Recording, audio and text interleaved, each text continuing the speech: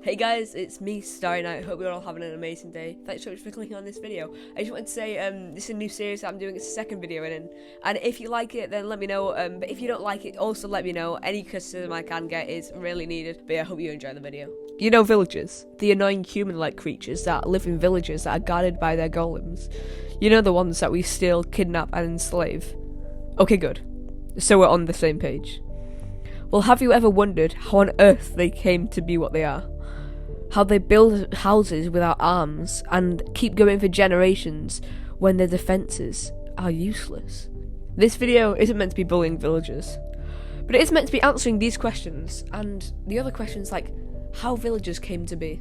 Minecraft was once a peaceful place, where life flourished and the grass was always greener, the skies were blue and the trees were tall and branched out to what seemed like to be forever. All was well, but then there was a life form, a bit different to others.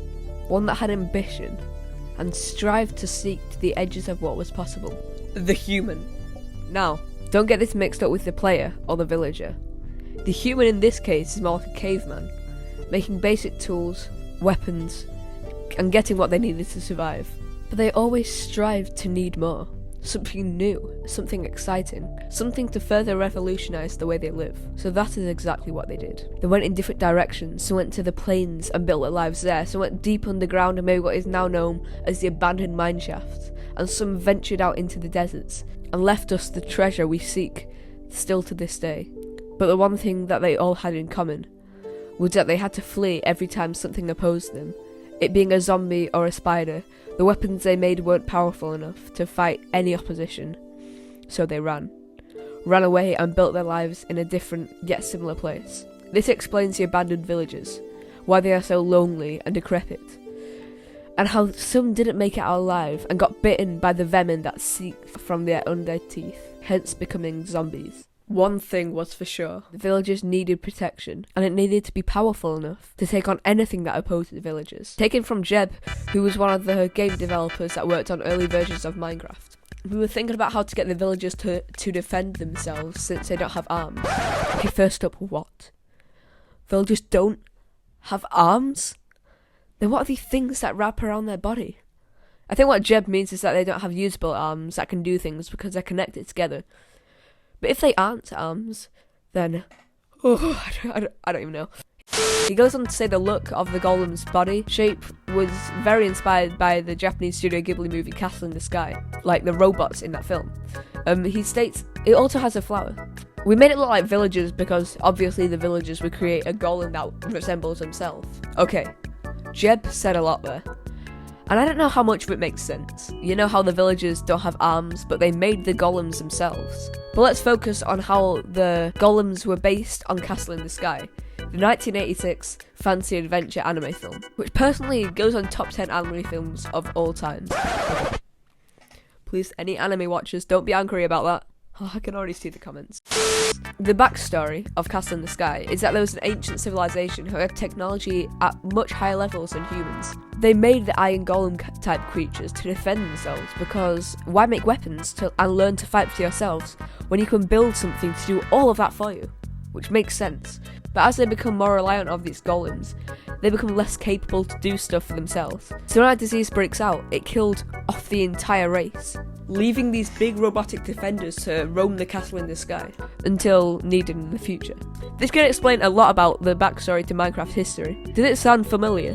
An intelligent race that is always strived to need more, something new, something exciting, something to further revolutionise the way they live. But this explains what happened next in the villagers' timeline. They become more reliant on the golems for their safety and their survival, and become lazy and eventually unable to use their tools and defend themselves. But some of the species were different. I wanted to further develop how they lived, not relying on the golems, but they didn't realise their own capabilities. I went on to make something that would destroy how they lived, and everything they put blood, sweat and tears into making, the Wither. It was stronger than any of their golems, their weapons, and ruthlessly destroyed anything in its path. So they retreated, and ran from their problems, similar to how they did millions of years ago. So they went to the one place where the Wither couldn't follow them, the end. And after centuries of evolution, they finished as endermen, which I made a whole video about. And the ones that stayed back and didn't push technology to its limits carried on life in blissful ignorance of what was happening outside of their walls. But then, something else happened. Something that used all the power of everyone. Everyone was needed to fight one thing that could easily take on everything, stronger than the Wither, stronger than the Ender Dragon, stronger than a measly Iron Golem, Herobrine.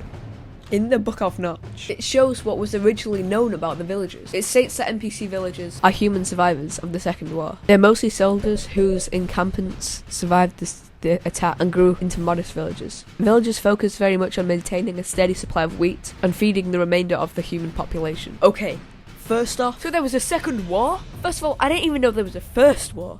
And I definitely didn't know any law going past the realms of the simple evolution. I've been looking into it, and the Second War was a worldwide conflict which Herobrine destroyed most of the human civilization, and it was caused by Disc 11.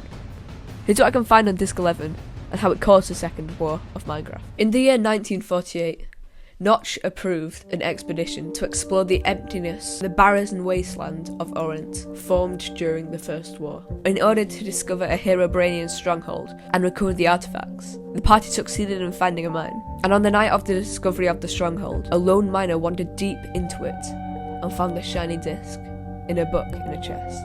The miner decided to keep these artifacts for himself, and he sold them to a wealthy librarian. When he came back after his expedition, the librarian attempted to play the disc, and soon after was abducted by a party of endermen sent by Herobrine's associates. These endermen summoned Herobrine via an ancient ritual of reincarnation, developed on EIN.EXE. Herobrine invaded the librarian's body and destroyed his soul, and the life forces of the endermen taking control of the librarian's body as a vessel. During the next 8 years, Herobrine went on over the masses of people by performing wondrous feats of magic, such as the mining of bedrock, or the duplication and summoning of blocks. Many took him to be more powerful than Notch. He soon came to control a third of Earth through the loyalty of the fooled humans, and eventually he became the emperor of a colossal state. Then he declared war against Notch, summoning nether creatures and the monsters of Earth, as well as a sizable number of humans, whom Herobrine had tricked into believing that he would lead them to prosperity. Notch saw this danger, tried to reveal that this new powerful being was Herobrine, but Herobrine had already gained too much popularity, and they dismissed Notch's antics. Although technology had advanced greatly in the realms of Notch, Herobrine had mastered the art of building farms and summoning millions of brainless humanoids to consume and infect humans, known as zombies. These were the main foot soldiers of Herobrine, and managed to destroy civilization because of their endless numbers. Okay, that's a lot, but I don't want to make this video based on the wars. It's meant to be about the villagers, right? That's another video. I'll definitely make a video about the wars if you want me to. Let me know in the comments if you want that. But yeah, thank you so much all for watching this video. Please check if you subscribed. It takes 2 seconds and it helps me out so much if you can. I actually wasn't subscribed to this YouTuber that I really like on a different YouTube account. I thought I was subscribed to him, and I wasn't. It was so embarrassing. Anyway, I also stream on Twitch every day, 7:30 to 9 PM UK time, apart from Saturdays. But yeah, hope you enjoyed the video, and I'll see you in my next video. Goodbye.